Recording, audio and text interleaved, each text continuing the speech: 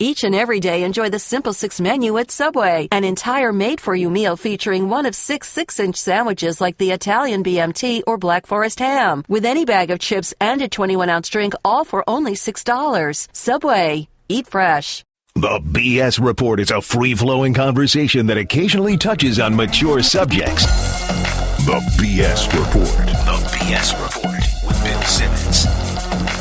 Welcome to the BS Report, Monday morning here in Southern California. It's the all-happy edition of the BS Report. Rarely do you have a happy Bill Simmons and a happy Cousin Sal on the same podcast, but that's what happened. The Red Sox came from behind, incredible win. Patriots came from behind, incredible win. And the Dallas Cowboys didn't screw up on a Sunday night. Cousin Sal, what do we do to deserve this? I thought for sure, it was going to be lopsided, you being happy, me being miserable again, but I'm trying to think, what a night for you and Boston fans. 10 years ago, you probably would have had to be hospitalized, right? Well, just with I know all that excitement. I was thinking about that, actually. I was working for your show in 2003 when they lost to the Yankees in Game 7, and I had to leave work early the next day. And I don't know, I'm definitely older, a little more mellow, but it's baseball's great because you have those games every once in a while where it's 4-0 or 5-0 or 6-1 or whatever, and you feel like you should give up, but you can't, and it's still on, and you're still watching it, and then somebody gets on, and your wheels start turning, and very rarely does it actually work out. I mean, that crowd never quit either, because I was toggling back and forth between the Cowboys and the Red Sox, and I would go back, and there would just be crowd shots, oh my God, they must have the bases loaded or something like. And it's like, no, it's like a 3-1 count and no one's on. And it's right. 5-0. Wow, they're still into this game. Amazing. Yeah, they love this team. Yeah. It's the Beards thing. And, it's been 11 years of Big Papi now. And, I don't know. It's just a really likable team. And the Detroit fans, I had a couple of them were comparing it to when Bird stole the ball against the Pistons in 1987. I know it was a bad loss, but it's a 1-1 series. It's going back to Detroit. They have 3 home games left. That when the Pistons blew that game, they were headed to the finals. They were going back to Detroit up 3-2. They were going to finish off the Celtics. That was going to be it. Yeah. And they threw it away at the last possible second. This was different. It was 5-1, 8th inning, game 2, bases loaded. I don't think it came out of nowhere. The crazy thing though was how low the trajectory of the home run was. Right. I thought it was just going to be a gapper. And then all of a sudden, Torrey Hunter's going over the wall. If he had caught it, I think he just goes over the wall. I think all 3 runs score. Yeah, you're right.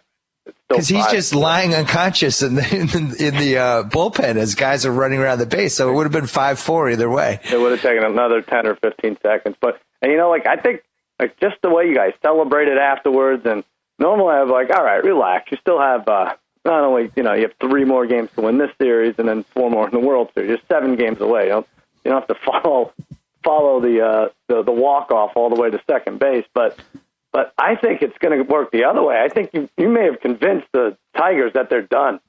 You really may have, just all the celebration. And, you get to someone's closer anyway. That's such a big deal. It's such a psychological advantage. It's going to be interesting to see what Game 3 brings. But baseball's a weird one because you feel like the other team has all the momentum, and then all of a sudden it's the next game and they're losing 3-0, and so and everybody forgets about the last game. I think the one positive for the Sox in that game is they got in the closer's head. Yeah, closer looked unbelievable in Game 1, Benoit, and then game 2 now is in the head a little bit, but. I think it's going to be a 7-game series. Their pitching is so good. I got to be honest. I watched really not a lot of that Cowboys-Redskins game. So you have to give me the 20-second recap. It was let me clear my throat. I don't know what's going on here. But they, from the Cowboys standpoint, it was a game I've been looking for. Romo didn't have to win it in the 4th quarter. That's all we've been asking. And you got a couple of big special teams plays. And you get a couple of, you're pressuring RG3 a lot, even without DeMarcus Ware, which I thought was good. He was in street clothes in the second half. And RG3 is still off. He's missing easy-ish sideline throws. And he's still doing the thing where he, he sprints along the sideline and gets out of bounds at the last minute, which I don't think is smart. We had 2 personal foul calls against us for, nailing him when he was or wasn't in bounds. But I don't know. I think this Redskins team is done, and it's going to be Cowboys and Eagles. I'm not saying anything anyone doesn't know. And 9-7 or 8-8 is going to take the division. Are the Giants the scariest 0-6 team ever? It's really crazy, isn't it? What do they do? And talk about celebrating. They celebrate every touchdown, too. You got David Wilson doing flips, and even Brandon Jacobs. They still think they're in it, and then they're not. I wrote about quarterbacks losing it for Friday's column, and a couple people were wondering why I didn't play up Eli a little bit more. I've watched a lot of these Giants, big chunk of these Giants games this season. I feel like Eli's had bad plays. I've never felt like, other than maybe the Carolina game, which was just a bad game for everybody, I never felt like he had just lost the steering wheel. No, I know. He still has good throws. His arm strength is there. He makes big throws.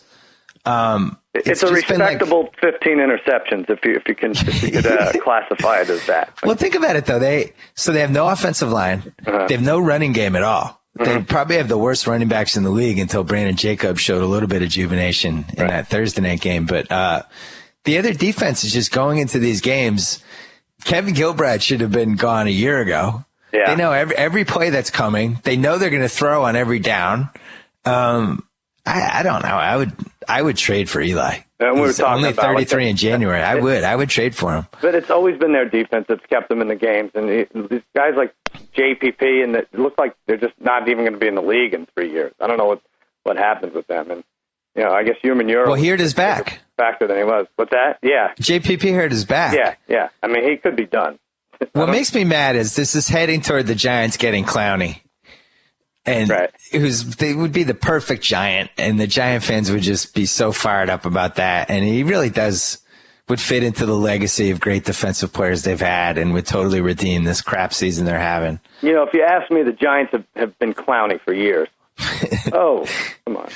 I would trade Eli. I would just trade him right now. I'd get a first-round pick for him, and try to get 2 in the top 10, and just try to rebuild, because they're a mess. Barnwell did a great job. Did you see Barnwell's piece in Grantland about how bad the Giants drafts have been the last 5 years? No, but I watched games with 4 Giant fans yesterday, and they reiterated it. It's been pretty solidly bad.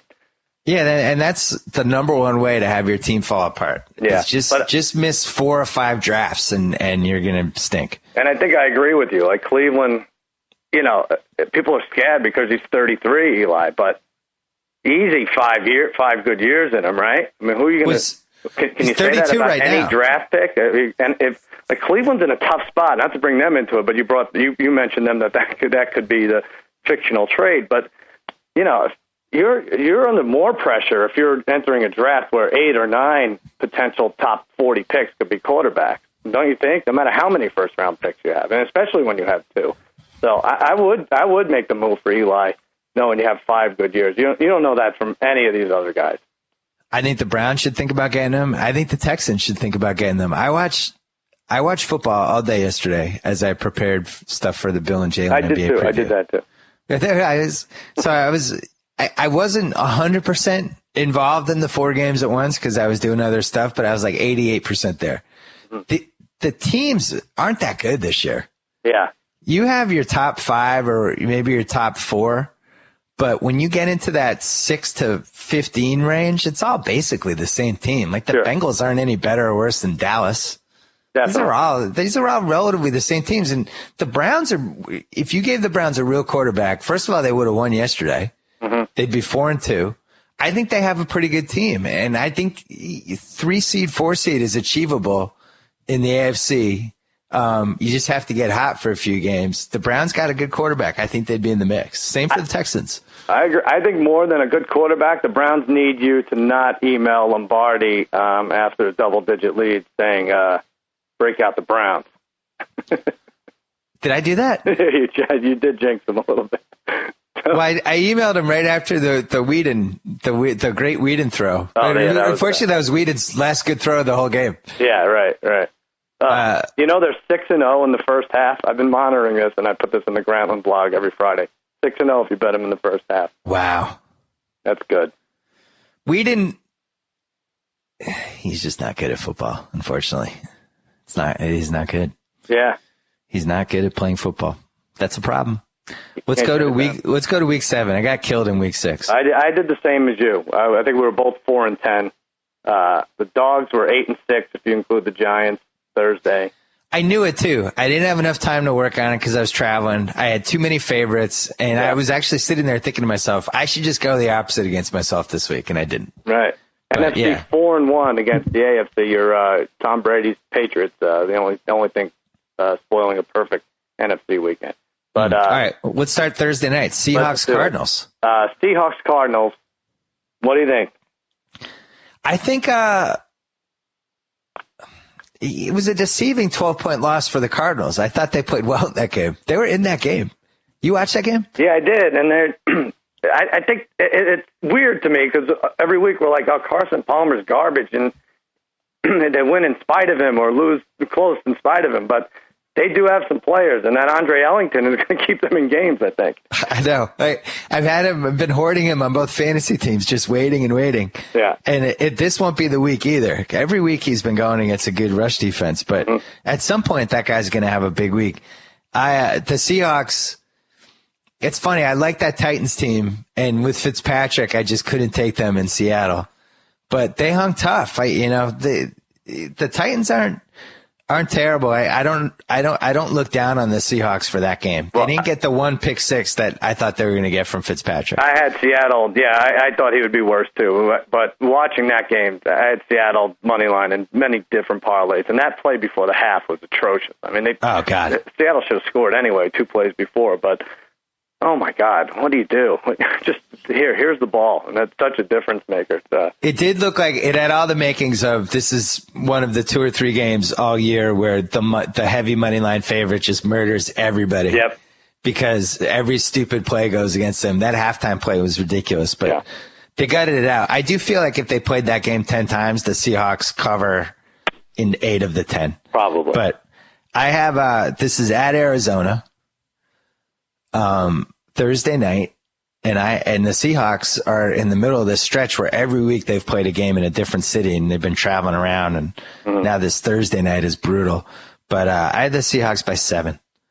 You're going to get this. I said Seahawks by 5.5, and it's 6.5, so you're closer. Okay. Yeah, I don't know who is a tougher spot for. I mean, Arizona getting San Fran and Seattle in 4 days is not great, but like you said, Seattle is traveling all over the place. We can go to Sunday. I should mention the buys are the Saints and the Raiders this week. And let's get rid of my team. Dallas at Philly. I struggled between 3 and 2.5 on this one, and I settled at 3. Cowboys by 3. Wow. All right. I don't know. You're going to get it. It's Cowboys by 2. I thought Philly -2. I thought, they're used to winning now, and who cares if they've beaten, and they're home, and Foles is as good as anything, I think. Sean Jackson is spreading the field. Why not? They're playing decent defense. I like your team in this one. I think you go against Philly anytime they're playing a team that can score. Yeah. I like them one of the few games they got right yesterday, but I liked them yesterday because I didn't think Mike Glennon would be able to match points with them. And he wasn't the problem, though, was he? No, he wasn't. He wasn't the problem. Yeah. He wasn't bad. I think everybody's going to be good against that Eagles defense, though. I do, too. If Romo plays well in this game, the Cowboys could get a little momentum. That's all I'm saying. I know. Get a little momentum. You could get to the 3 seed. You think so? I didn't even think of that. Well, I don't think anyone in the NFC North is going to win more than 10 games. How long is Reggie Cobb out? All right, I'm sorry. There you go. You did it. There, I did it again. There are drinking games based on that? You calling someone Reggie Cobb on the podcast? I hope so. Well, I nailed it again. I don't think they've said how long he is out, but he and Brady, Rodgers and Brady seem to have the same problem and seem to overcome it. Like Amendola looked like he was dead yesterday, and it just doesn't really matter. Randall Cobb, that was one of those hits where you just immediately knew it was bad. Yeah. It was like just a guy going full steam on his planted leg. And the shame of it is he's really fun to watch.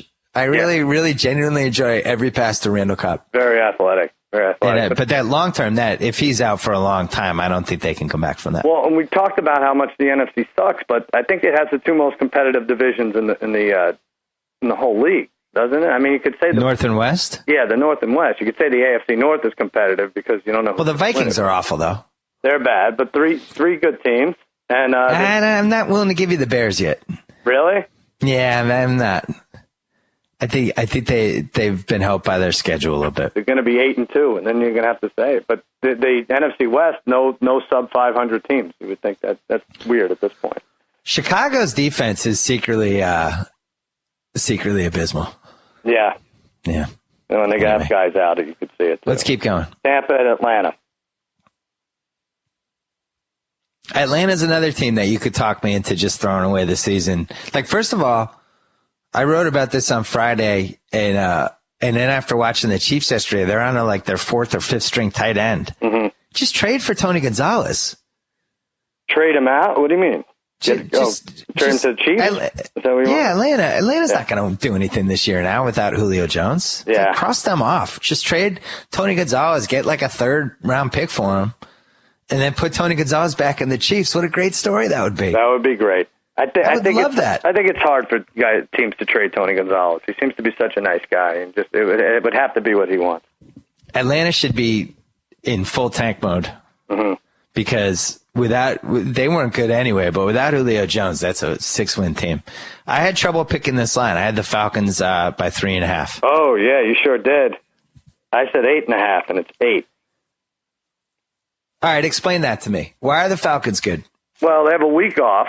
They're 1-4. They lost their best offensive weapon. They've shown nothing all season. Their defense sucks. They don't have a running game. What am I missing? Let me go the other way. This is their 73rd must-win of the season at 1-4. They're playing a 0-5 Tampa team. Is experiencing MRSA mania. I think they give up on the Schiano coach. I haven't seen odds on first coach being fired, but I think these teams from a talent standpoint are equal. They're the same, huh? I really do. Yeah. Well, Atlanta, I mean, this is a team that doesn't lose home games, and now this will be their third to Tampa Bay? I don't know. It feels like a 4-12 season coming. I just think everybody's going to take a week late to realize it. So you're telling me Roddy White and Harry Douglas, Jacquizz Rodgers, and a defense, and that team should be favored by 8 points. I think they win by double digits. I think these winless teams, you can't give them less than 7. If you're Vegas, you'll get slaughtered, I think. Chicago at Washington. I have the Bears by 3.5 over the DC Daisies. All right, I went lower. I said 2.5, and it's only 1.5. And you have to make a decision here. Do you like the Bears enough that they're going to win on the road? I think the Bears are mediocre and the Redskins stink. Yeah. Yeah, but this will be 5 I said wins. Redskins. I didn't mean to. I'm trying not to say it. It's hard. It's 44 years of history with the word. It's tough to I know. Cut it out. Well, listen, Bob Costas settled it all. I mean, he mentioned that there's a history of Native American mascots, and he also said that we should think about it, that maybe it is racist. Oh, well, that's good. Very, very fresh take. He was very good in my BS report last week. I know, he was good. Told some good story. The Bill Murray story was incredible. I know, but I didn't feel like getting lectured last night. I don't know why. New England at the Jets. Second matchup for these two. The Thursday night, obviously, was the first. Can we talk about the Pats game for like a minute? Yeah, go ahead. I didn't know Dennis Green made a comeback and put on a Sean Payton suit and coached the Saints yesterday until about 10 o'clock last night, and then it all made sense. Wow. Well, you know what's funny about that's it? That's right. I just called you Dennis Green, Sean Payton. I like it. I like that was it. They had 6 plays in the final 2.5 minutes. It is football is funny. Hey, Mike, run out the clock. How about that idea, Mike? Run it out. Just run the clock out, Mike. No, I'm going to slurp on this Diet Coke. I don't know what to say. I don't know. No, but if Pierre Thomas breaks a tackle while they're trying to kill clock at the end, gets a first down, all the story is about how Belichick has lost it and maybe how Brady has lost it. Oh, I think Brady would have been over Belichick. Brady was bad in that game until the last drive. Oh, I don't. He missed a lot of throws. Yeah. He had Amendola wide open down the field by 20 yards, and he threw a laser over his head. Yeah. How about that? And this Tom Brady deep pass thing became an issue last year. There are all kind of stats about it. He doesn't loft the ball anymore on the deep balls. He throws these lasers. Yeah. And it's either they hit the guy perfectly in stride or they're over his head. But that one yesterday was an embarrassment. We win the game if he makes that play. I know, but I don't know. The coach going on 4th and 6 from his own 30, if it doesn't work, I think that's always the top story. My dad and I were not happy about that play. You didn't like that, right? I didn't like that. You punt. But, the biggest play of that game, well, there's a lot of big plays, but the Saints had 3rd and 4. I think there was like 2:37 left, something like that. And they tried the cute pass play, and they didn't get it and stopped the clock. Mm-hmm. They just run the ball there. It goes all the way down to the 2-minute warning. They kick. They're up 4. We lose the 2-minute warning. And now we have to go the whole length of the field down 4 with no timeouts at all. And instead they, whatever. Then we have this interception that basically turns out to be a punt on another terrible Brady pass deep.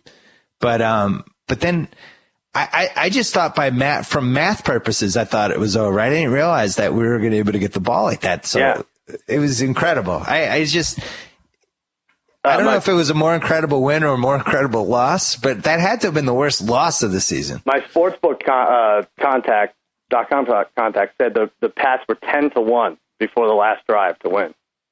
You would have jumped makes on sense. That, right? 10-1. Well, because the thing about the Pats is he doesn't have a security blanket, right. And it's like the biggest catch in that game, other than the touchdown catch, was Austin Collie on 4th and 4. Austin Collie wasn't even on the team 2 weeks ago. That's insane. And has had 7 career-ending concussions. But that was his welker for that play. Right. But the big nothing mentioned is the Jimmy Graham factor. We talked about him last week. I was like, he's the best player in the league, if not for Peyton Manning. And he took a goose egg yesterday. Beat the crap out of him. And it was because of Gronkowski, apparently. Running the scout team, and they not only covered him well, but they really was like limping off the field. Well, I think I've seen every relevant throw Tom Brady has made for the New England Patriots, and that one yesterday was in his top 5. Yeah, because it was an inch higher, an inch lower. It's incomplete, and where he put it. It was just an incredible throw, and it had no correlation to any of the other throws he had been making the entire game. That's what's nuts. He can turn it on. It seems like he can turn it on when he wants. Same with you. You called me with all this Boston hysteria. You called me last night. I did? I should play that. I should have played I don't remember that at all. Oh, yeah, no. Here's how it went. Cousin Sal, sports guy here. What can I say? Right now I'm happy as a Boston clam, and I'm also more intoxicated than Claire Danes' character when she's about to make sweet puppy love on the stairs of her apartment. Spoiler alert. And why shouldn't I be drunk? Tom Brady and Bill Belichick mastermind a comeback for the ages against the Saints, and then Big Papi's big slam saves the Red Sox. I don't know where Big Papi gets his strength, and someone said they once saw him inject a compacted spinach into his armpit, but I have to say this is the greatest day in Boston sports history since back in November 99 when the Bruins, Celtics, Pats won, and Pedro Martinez uttered his first coherent sentence known to man. Tonight I celebrate, and right now I'm calling you from a tattoo parlor in downtown Seattle. My boyfriend Russell Hustle and Bustle Man Muscle Wilson are so excited about the Red Sox we're about to get matching Big Papi tattoos on our buttocks. Let's do now, that. If you will, pretend you hear the noise of a tattoo needle running in the background. Hey, what you doing, Mr. Tattoo Artist? You're getting too close to Russell Man Muscle, his man muscle. I gotta go. If I don't get in there, this hippie's gonna conduct an unauthorized circumcision. Kill the head, and the body will die. Kentavious Caldwell Pope, sports guy, over and out. Kentavious Caldwell Pope. Wow, that was weird that I said that. Yeah, you brought that up for no reason. Right. That was weird. Well, you made the key point earlier. If the Pats lose that game, the whole storyline the whole week is actually about what happened with the Red Sox last night. Then everybody doesn't even care about the Pats for this week. But I'm concerned about the Brady thing. I think people are chalking this up to his receivers are stink and drop balls, all that stuff. But he's just older. He's 36, and he doesn't consistently make great throws anymore. And unless they get better weapons around him, he's 88% what he was, which is fine. You can win the Super Bowl with that, but not if it's it's Tompkins and banged up Julian Edelman and Danny Amendola who plays for two quarters and then gets hurt.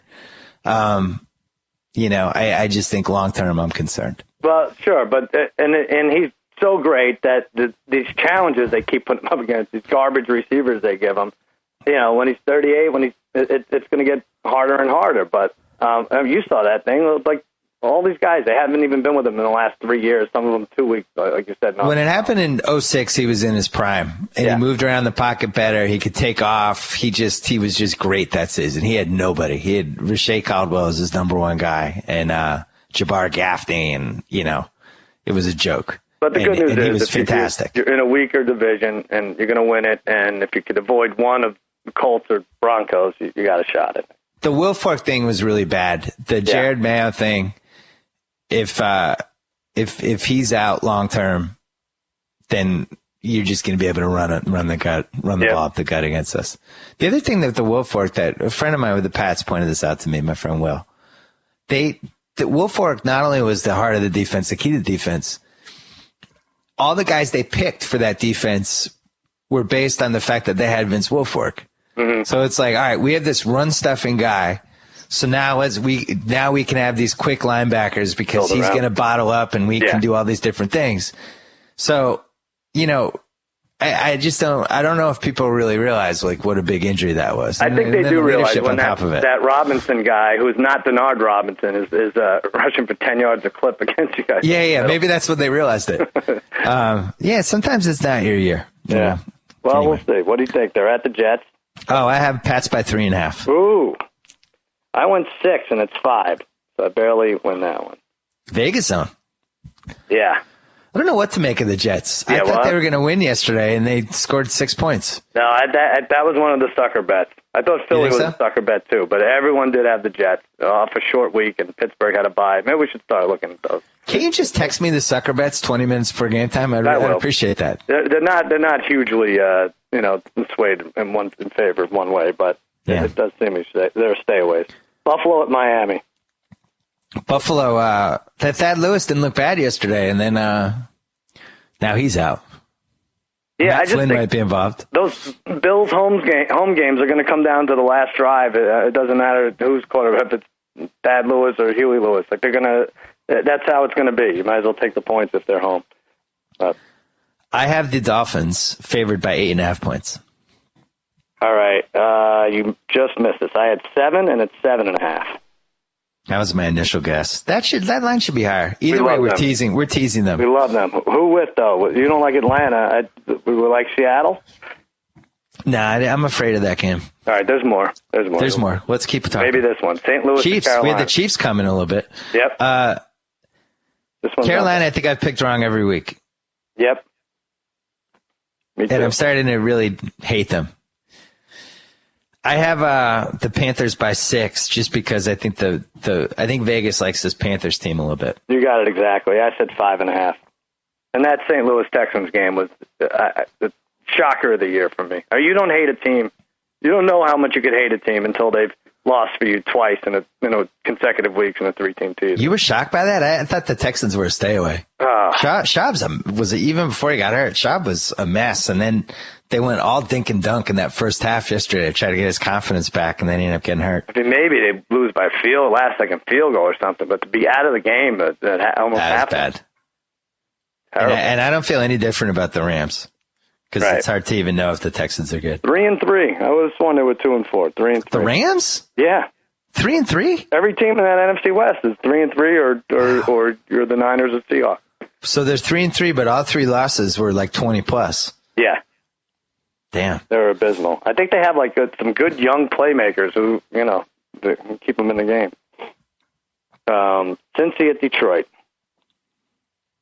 I think when you get killed on a Thursday night game, it feels like 3 losses. Yeah, probably. Because everyone's watching, or a Monday night, everyone's watching those games. If you get embarrassed, it feels much bigger. What was the next one? Cincinnati at Detroit. Ooh. I don't like this Cincinnati team. I think they got lucky in that Pats game because of the weather. Mm-hmm. The good front four, that's about it. Andy Dalton, really, really mediocre. They should Just score a mediocre. lot more than they do. I don't know why they don't score.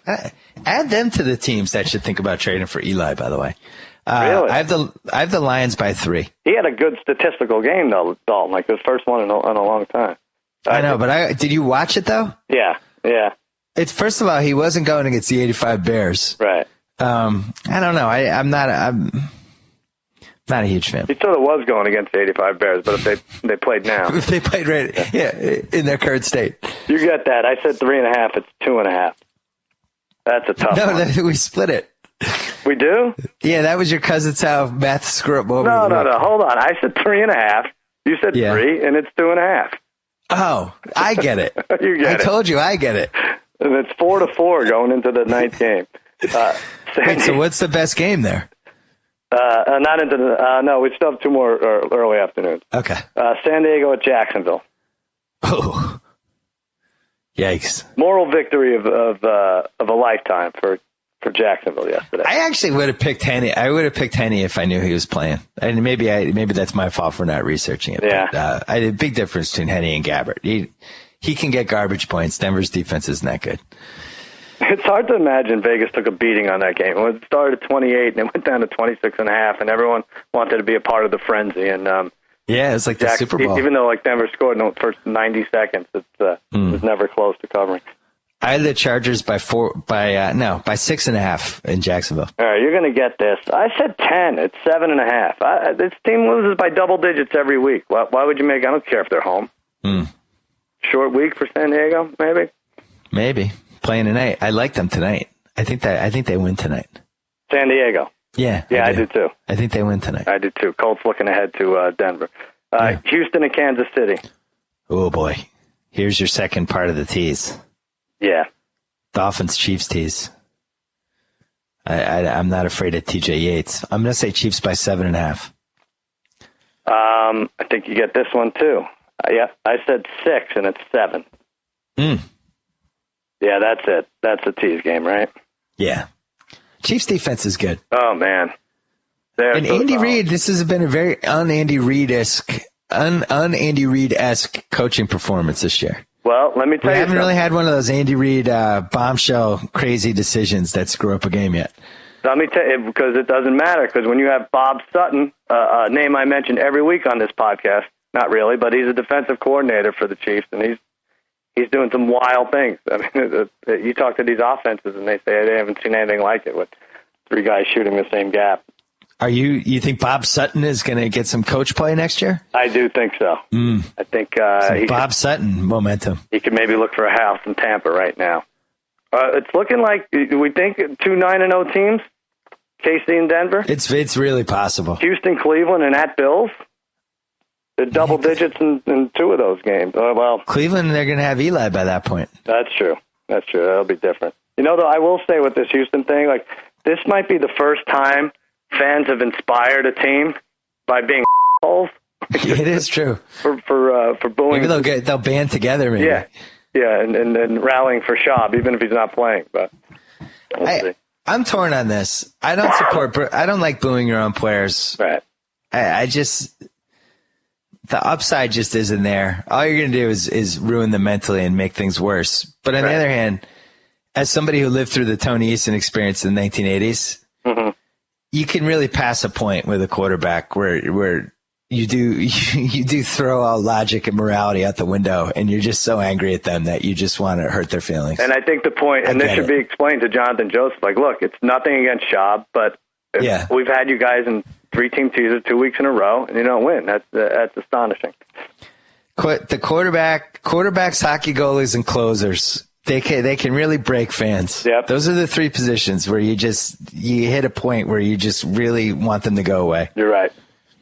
Best early games, Dallas and Philly, and Cincy, Detroit, I guess, are the 2, right? That's a pretty weak slate. Yeah, it was a weak one. I don't feel so bad about going to my daughter's soccer game and missing the first half of these games. You're doing that?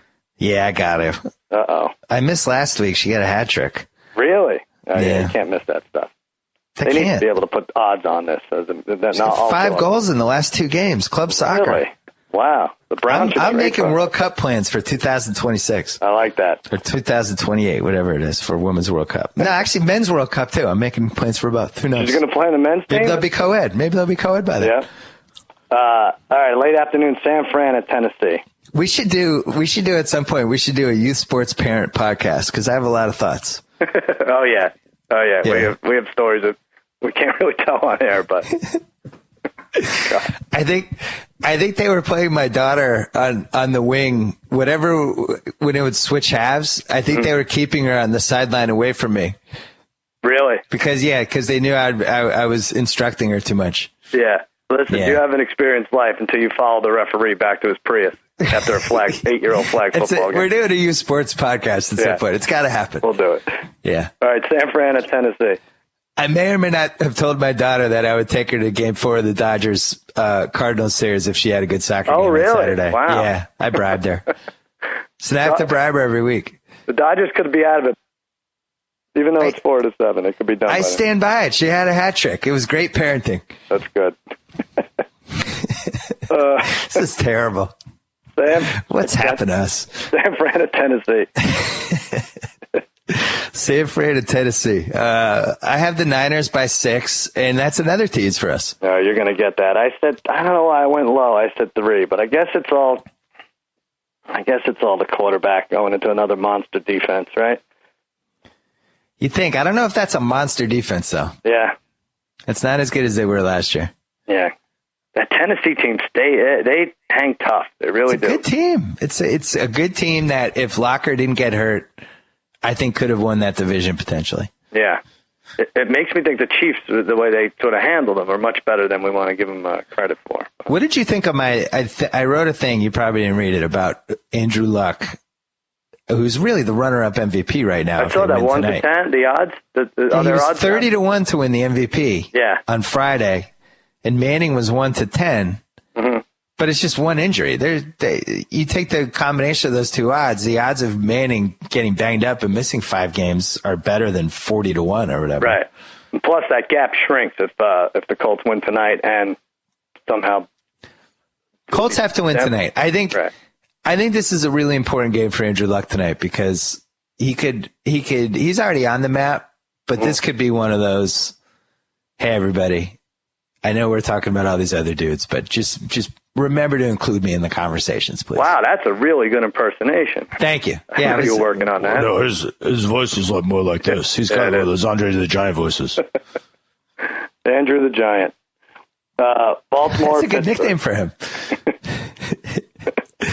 Baltimore at Pittsburgh. Yeah. I have no idea what to make of this Baltimore team. I had a lot of trouble with this spread, too. Flacco, I don't know whether to blame Flacco or like the Anquan Bolden Pitta combo, just not having those guys has just ruined him. Yeah. But I had the Ravens by 1.5 at Pittsburgh. You look every game, they struggle to get 50 yards rushing. Like I don't know. I don't know what that play calling is going. I'm sorry, what did you say? I had the Ravens by 1.5. I had the Ravens by 1.5 also. That's weird. And it's Pittsburgh by 1.5. I guess they're ready to be favored. Little momentum. Well, they gave up ping pong. I love that Mike Tomlin took away. What did he take away? Their ping pong, the pool, and shuffleboard? It's the best. It's great. That really sounded like a country club over there in Pittsburgh. Know. You want to inspire a dozen 300-pound African Americans in their 20s, you take away their shuffleboard. That's what's going to do it. The Ravens are a 30, 40, 50, 40, 30 team. Yeah, right. Every time you look at their TV, it's somewhere between the 30 and the 30. Yep. They're going to be a 30-30 team for sure. Yeah, I don't know. Cleveland at Green Bay. I guess we could talk about Green Bay here. Oh, yeah. Well, let's see if Reggie don't call me Randall Cobb stays in, or Randall don't call me Reggie Cobb. I have Packers by 10.5. I don't feel good about it. Wow. You should. You picked it exactly. I said 7.5. I went way lower. I don't know if the Browns would have won yesterday, but I just want to say the roughing the passer penalty on Stafford was the single worst call of the year. Yeah, that's pretty bad. I don't know what else these guys can do. Mm-hmm. They're running full speed. They're about to hit the quarterback as he's throwing it. It would be physically impossible for you to stop your body at that point. You're trained to follow through on hits. What else is he supposed to do? Yeah. It's every week there's one or two or three of those. That was a bad one, though, because if they get that play, they at least get the ball back with a chance to tie the game. You can't find refs, right? That was bad. Yeah. That was bad. I feel like you should be able to review calls like that. I think you should be able to review roughing the passer calls. I don't think that's a bad idea. I think you should call the flag on those, and for both ways. If it was roughing the passer, I think that should be reviewable too. Right. But we've seen how many games have we seen decided by a garbage non-roughing the passer or a roughing the passer call? It happens 10 times a year. A lot of these unnecessary roughness calls, these late hits out of bounds. Hey, if that late hit against Geno Smith, Tampa may be 5-0 right now. If True. That didn't happen. They could. Shiano would get an extension. Yeah, great. Exactly. I think Green Bay. That's one thing about Green Bay.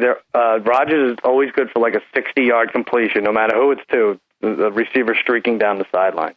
Yeah, they do get that once again. Yeah, I think you have to add 3 points just because of that. You know, I had Rodgers in both fantasy leagues. You do? And I'm a little disenchanted. I'm not going to lie. Well, he might be on the block. I think he's probably he's probably not trying his hardest for you because you can't call one of his top receivers by his correct name. You think that's part of it? Yeah. He gets like 3 Randall Cobbs out of you. I like that, and you're not the only one who does the Reggie Cobb thing, but it's not like Reggie Cobb was. It's not like his star receiver is it just seems Michael like his Ali. name should be Reggie. Everyone's calling him Muhammad Ali because Muhammad Ali was so great. Reggie Cobb was an okay player. Yeah, I think I had him. I think he might have been on my first fantasy team ever. Yeah, like Randall Tex Cobb is probably as well known as and then you'd be all right. You could just call him Randall Cobb again. Randall Tex Cobb. All right, what's next? All right, Sunday night, Denver at Indy. Great one. This is it. Great one. Game of the year, maybe. Yeah. If the Colts win today, this is the game of the year. Yeah, definitely. I have the Broncos by 5.5. All right. Here's what I said. I said 7. I think I'm gonna get it because it's 6.5. Just like I don't think you could give 10. Less than 10 to the Jags. I don't think you can make it less than 7 with Denver. I don't think people are giving us enough credit. People better watch out for us as home dogs. I love Andrew Luck. Andrew Luck seems like the coolest guy on the planet. I would love to get him on the podcast just for the contrast in our voices. Uh-oh. All right, Russell Wussell. You might be in trouble. He might be. I do love Andrew Luck. I know. I think he's a little too pale for your taste lately, but all right, we'll see. Well, you got to mix it up. Monday night, Minnesota, New York Giants.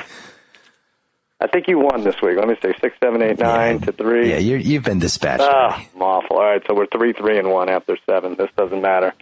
And it doesn't matter anyway either. This is I'm going to make history here. I have the Giants by 6, and I think I'm right. No, I don't know what kind of history you make. I said 2, and it's 3.5. And really? I felt bad giving them 2 even. Yeah, why? Nobody watched the Vikings last week? It does seem like they're going to. We're going to see 5 quarterbacks on that team play in the next 3 weeks. Somehow. Is that a Josh Freeman? He might be one of them. If he has a younger brother, Josh Freeman possible. Yeah, Ponder's probably ready. I don't know. That's a mess. That's a whole mess there. I don't know what, they should be scoring too. All right, cuz, plug something. All right, let's do it. JKL, Jimmy Kimmel Live, Woody Harrelson tonight, Kesha, and music from Ben Rector, and Johnny Knoxville, Julianne Hough, Danny McBride, Kerry Washington later in the week, and lots more. And Grantland, I was 2-2 this week. I like the Chargers, 1 to 3 points. To win by 1 to 3 is 8 to 1. By 4 to 6 is 12 to 1. And by 7 to 10 is 9 to 1. And your cousin stopped feuding with Kanye finally? That's it. Yeah, they made up. I think they have a few dates at Costco coming up. That wasn't exactly the Frost Nixon of our generation. You didn't like that? From Kanye's perspective. I almost feel like I need like a translator to for someone like sitting next to him to explain what he's saying. Yeah. Almost like it's a foreign language where like I don't know, like Dice K, when Dice K had that translator. Right. I feel like that because it seems like Kanye knows what he's saying at all times, and it makes perfect sense to him. He's very But confident. I can't follow half of it. He's totally confident. Like, he's making these points, but Yeah. I don't understand half of them. Yeah, I didn't understand it either, but the one thing I took from it, he said the word frustration without the R, without the first R. Oh, that was interesting. I love it. Yeah, that's good. I'm going to start doing that. Yeah, I'm back. Yeah, I mean, I just don't understand how his brain works, I guess, is my point. He seems very upset that people don't take him more seriously as a genius. Like, he's genuinely upset about it. Right. I don't get it either. I'm just glad it's over and my life is intact. But do you think he feels like we're going to be painting chapels of him someday that have his big face on it and stuff? Oh, yeah. Oh, Okay. He's very serious about it. I don't think it's a gimmick at all. I really don't. I like it. I feel like he's the ultimate irrational confidence guy. Yeah, it's great. Yeah, give Kim a star and everything. Give him everything you want. That's great. Well, congrats. So you crushed it in the ratings. That was great. Because, as always, a pleasure to talk to you next week. Good job by you. Good job by you, Billy. All right, we're going to call my dad just to check in with him after one of the all-time great Boston sports days. We'll see if it leads to a title. Who knows? But at the very least, it will lead to some good memories. But first, Stamps.com. Why do you go to the post office? You don't need to. You have your own personal office at home that does postage. Stamps.com. Just go to the site right now. You're a friend of the BS Report. Go to the top right of the site. Type in BS. You get a whole bunch of deals on a whole bunch of things, including a free scale. You can print out everything from your own house. You never have to wait in line at the post office again. Stamps.com. Try it out. And now, Dad, how are you? Yeah, I'm still hanging in there, although hopefully I am still breathing. I'm not sure. That was an unbelievable day.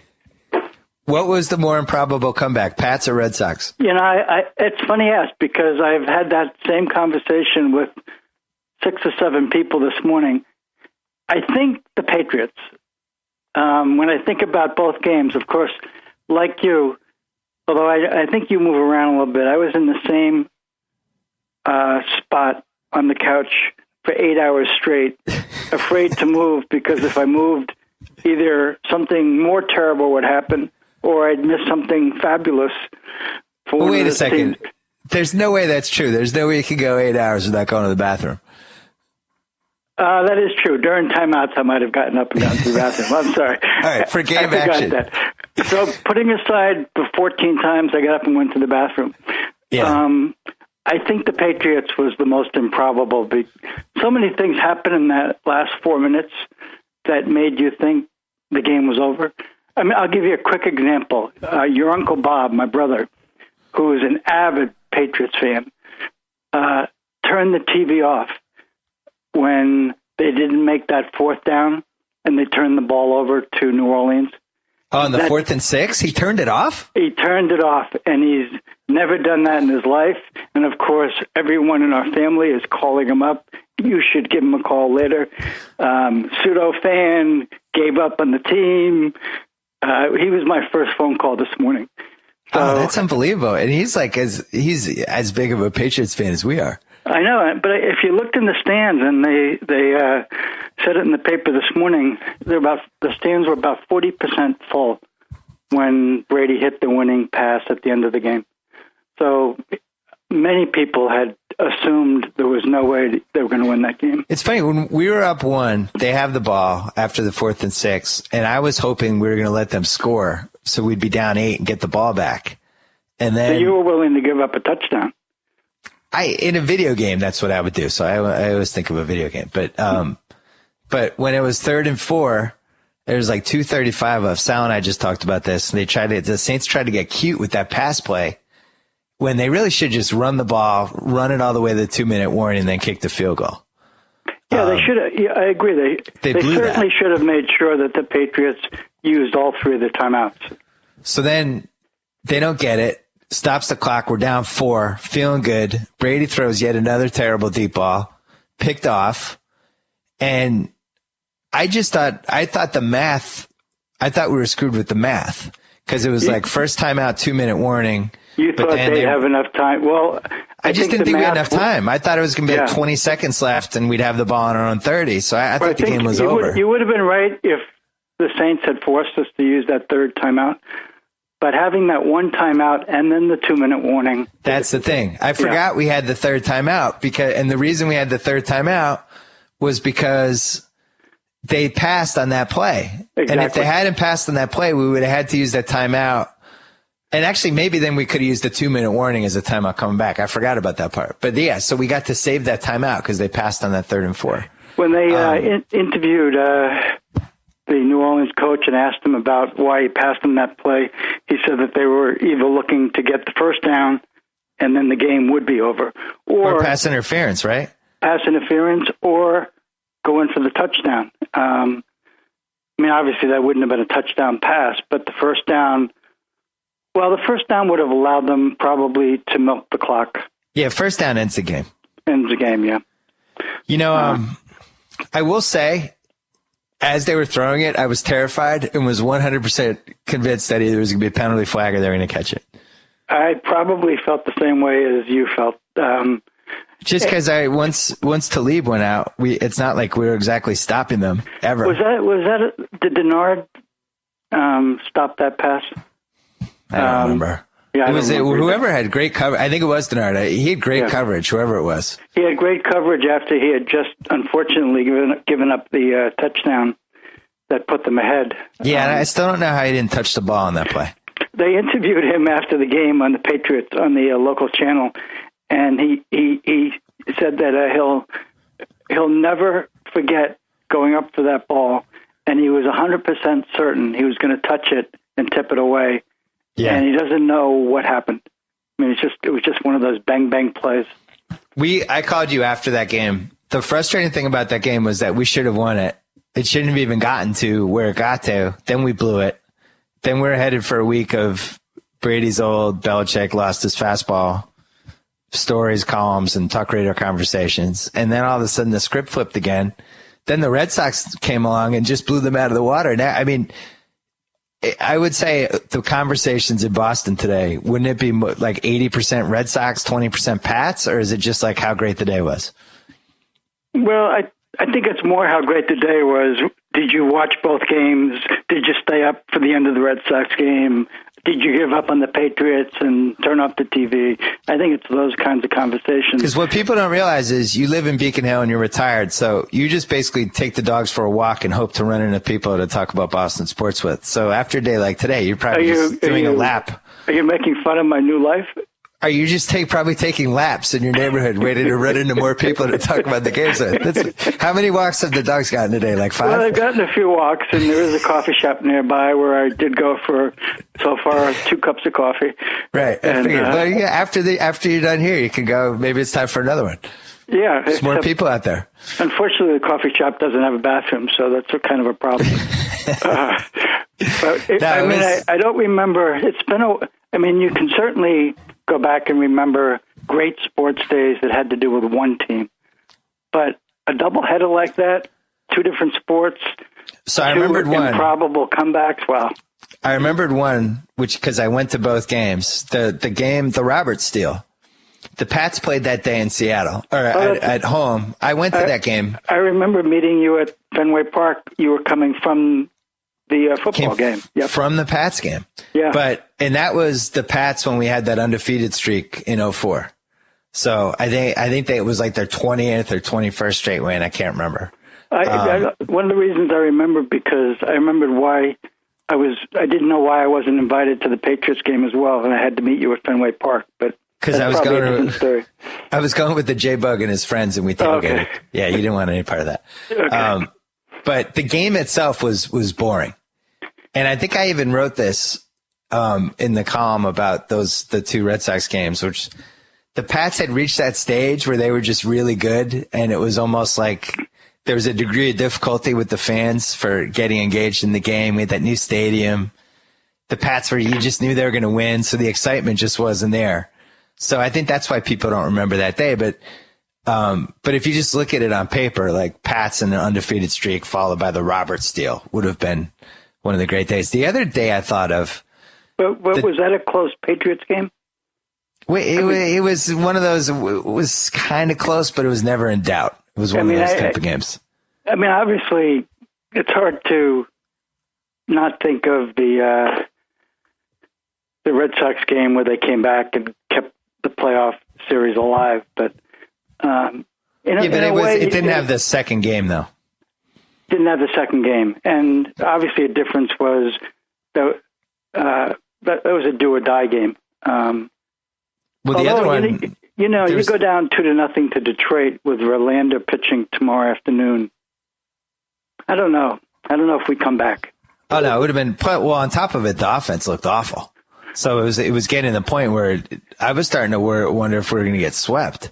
Yeah, we couldn't do anything. It looked like they had scattered us. They scattered it. The two other games I thought of, or the two other days, the Bird-Dominique shootout that we went to in 1988, right, which was really one of the great Celtic games of all time. Right. Hey, remember we went and got ice cream after? We were like, didn't even know what to do. I remember we went to the old Brigham's in downtown Wellesley, and we just wanted to keep talking about the game. It was amazing. But that night was Stanley Cup Finals, Edmonton and the Bruins. I don't remember that, interestingly. Yeah. Well, because the Edmonton won, so that's why you didn't remember it. But okay. In that day, Bird and Gretzky played in the Garden in the same day. And it was Bird's last great moment. And I think Gretzky had like 3 assists or something. So that was one. Bird and Gretzky is quite a combination. That's pretty good. But it's kind of what I think I texted you late last night. One of the great things about being a sports fan is seeing the athletes who are really at the top of their sport, not statistically necessarily, but they come through like the other players can't come through. And that's what happened yesterday. We saw Brady and we saw Ortiz do stuff they've done before, and we just keep being amazed by it. Yeah, Pat, when they were kind of past the point when you wondered if they could keep doing it. Yeah, I mean, there were rumors a year ago that Ortiz wouldn't be re-signing here, which would have been such a shame. And of course, there's always Brady rumors. By the way, I was following your tweets yesterday, and talk about Bob jumping off the bandwagon. I just pointed out he's struggled on the deep ball. Yeah, I don't know. It looked like you're ready to turn that TV off. Nah. I just didn't. I forgot that we had the third timeout. Was what it came down to. I just thought when we threw the interception, the math made it impossible for us to win. Which game did you think was the more improbable comeback? The Pats. The Pats, yeah. Yeah, the Saints screwed that up. They basically ran 6 offensive plays plus the field goal plus the punt. All in the last 3 minutes of the game. Like that's right. You shouldn't lose that game if you're going to run 8 plays. The other team has 3 timeouts and a 2-minute warning. They screwed that up. But the Red Sox game was weird because I had it on. I was doing work for Grantland and was obviously watching it. Never really considered bailing on it, and always thought we were going to have one run just because you've watched this team all season. I've watched this team all season. It's not one of those teams that rolls over. I felt like they had one run in them. I didn't think it was going to be a 5-run inning or a 4-run inning. But they've come back a dozen times this year. You're right. And I also I've had Albuquerque on my League of Dorks team. I've had Joaquin Benoit on my, I don't think these are lights out relievers. I know they're pitching well this year, but I felt like we could get these guys or at least make them sweat a little bit. Right. When they went to commercial and he brought in Benoit and Poppy was coming up, I really thought he was going to come through. I didn't know it was going to be a homer, but I genuinely felt like he was going to at least hit the ball hard and something was going to happen. I really did. I don't know how you felt. I had some of that same confidence. My fear was that Leland was going to go with one of his left-handers. I mean, they had the stats in the paper today that he should have. He blew it. He almost never hits Phil Koch, and he was in the bullpen. And you and I have both talked about Benoit. We don't mind seeing him come out of the bullpen. He's trick or treat. Yeah, bring somebody who's going to throw some cheese because Poppy can hit the cheese. I was afraid of the lefty and then the long ground out to second base to the second baseman who's standing in right field. Yeah. That was where I thought we were going. You had sent me a text or a tweet, a text, I guess, that if Hunter had caught that and fallen into the bullpen, 3 runs still would have scored. There were 2 out. Oh, yeah, you're right. I didn't even think of that. The key would have been whether... You're right. That would have ended the inning. I'm such an idiot. It would have ended the inning if he kept his glove on. I actually haven't seen the replays to see if his glove came off. So if his glove came off, it would have been a homer? I think if the ball was in the glove and the ball in the glove, that's a good question. I don't know the answer. I assumed that in order to have it be a catch, you'd have to keep the glove in your hand. It's a moot point, but it would have been an interesting issue. There was one more famous Boston day. The night Clemens struck out 20 in 1986, which I think was like April 29th, I'm going to say. Mm-hmm. Celtics-Hawks playoffs. And I'm not positive I'm doing this off the top of my head. It might have been the night of the Game 5 when we ran them off the court, but I'm not positive. But it was one of those games when they killed the Hawks. And they were happening at the exact same time. Right. And there was like 10,000 people at the Red Sox game, even though 120,000 people claimed they were there. But everybody was focused on that Celtic game because that Red Sox team hadn't really shown anything yet. Well, so. I know your generation doesn't really read newspapers anymore. I couldn't wait to get my hands on the Boston Globe this morning. And they had two sections. They had one section that was totally devoted to the playoffs and last night's game, Red Sox game. And then the other section was monopolized by Patriots stuff. And right. I still think we have terrific writers for the Globe, and it was just a lot of fun to rehash in my mind the two games because, I'm pretty anxious and nervous like most people when I watch these games, and you forget a lot of the details until you kind of go back as you're reading about, what you observed the day before. The Globe had it. I urge everybody to go on the internet and look at the picture that the Globe had on the front page of the baseball playoff section, which was, it was the cop jumping up and down with his arms up.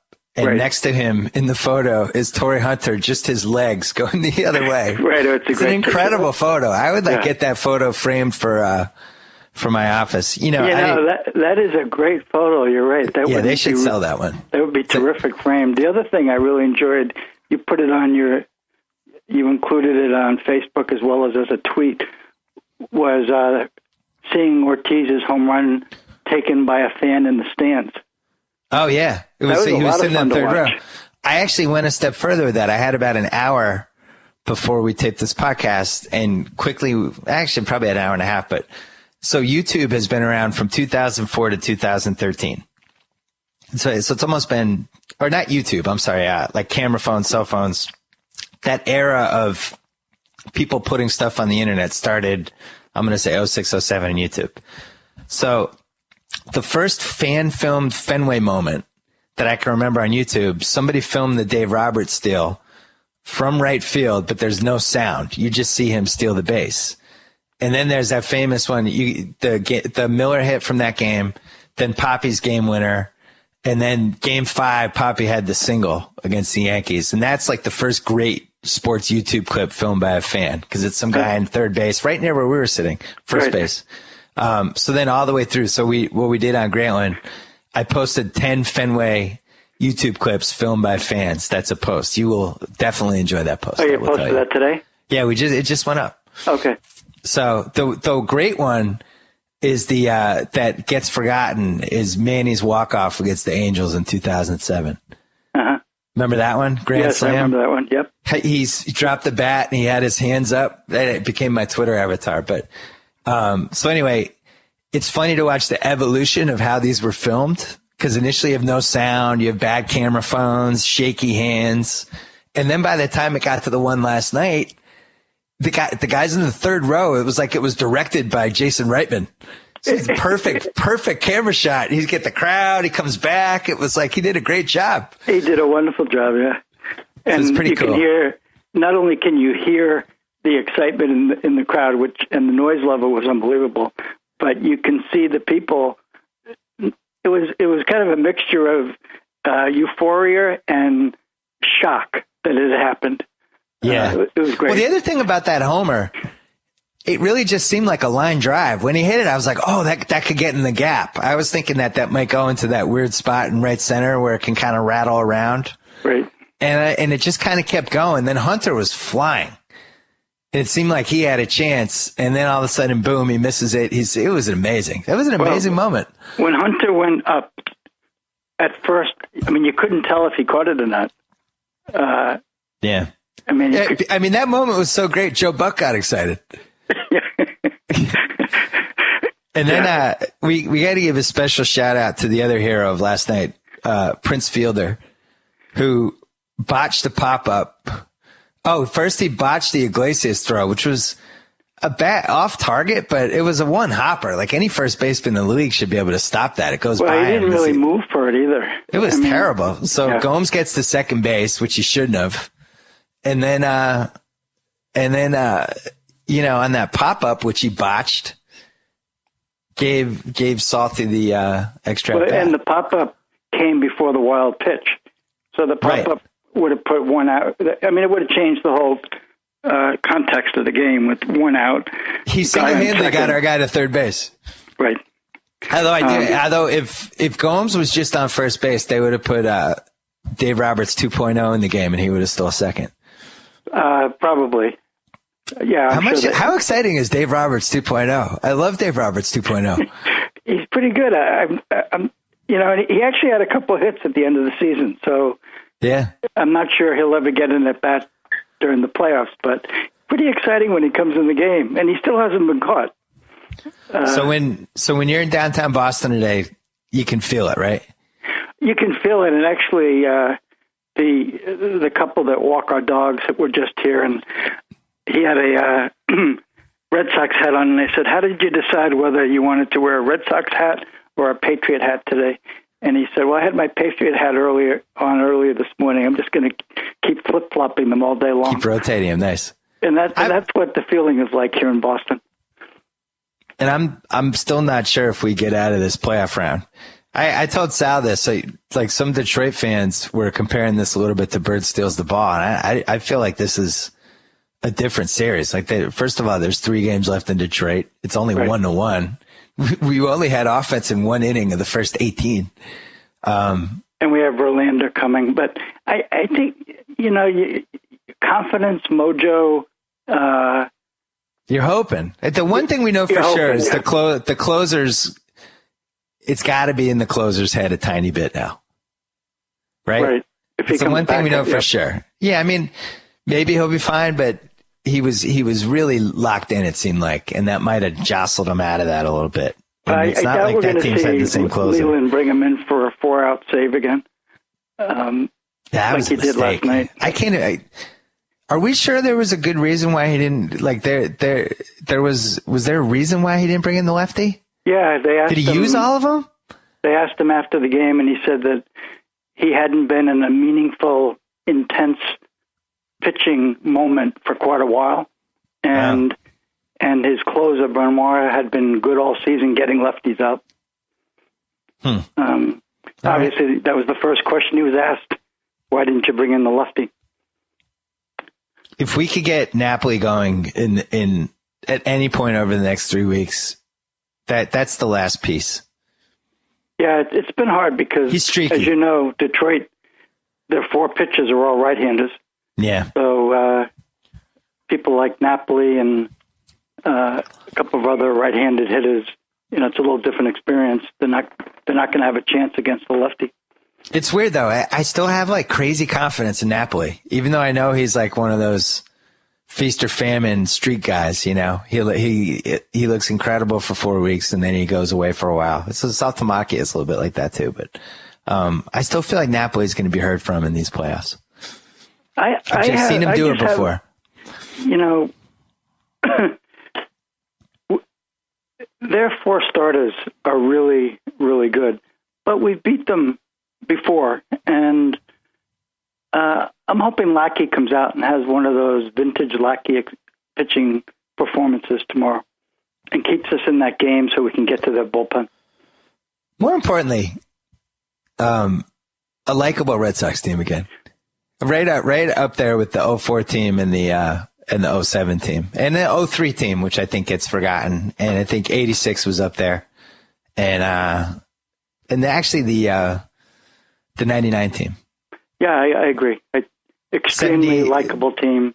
77, 75. Like, it's definitely like on that list. A cardiac kids kind of team coming. Yeah. I think last night it was like the 13th comeback win they've had.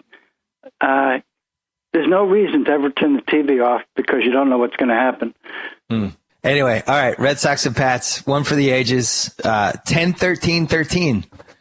A classic. 10-13-13. I didn't even know that. 10, I don't 13, like 13 like most people, but 10-13-13. I'd love a picture of, if you ever see anybody putting it together, that picture of the cop and and Hunter's legs. Hunter's I'll look for that. I'm going to find that for you on the internet. Okay. Yeah. All right, Dad. Good job yesterday. Good job staying alive yesterday. Nice work. Okay, thanks. Talk to you. Bye. Bye-bye. 40% off. Whoa. Thank you for downloading the BS Report with Bill Simmons. Too much fun. Check out more podcasts at the iTunes Music Store or at Podcenter at ESPNradio.com. Peace out. Geico presents Strange Saving Stories. Astronomers detected an interstellar transmission. It stated, Geico, 15 minutes could save you 15% or more. The implications were staggering. Was the cosmos telling us we could all save hundreds on car insurance with Geico? Or did their radar merely pick up a signal from the nearby Rufus and Clyde's morning show? We may never know. Geico, 15 minutes could save you 15% or more on car insurance.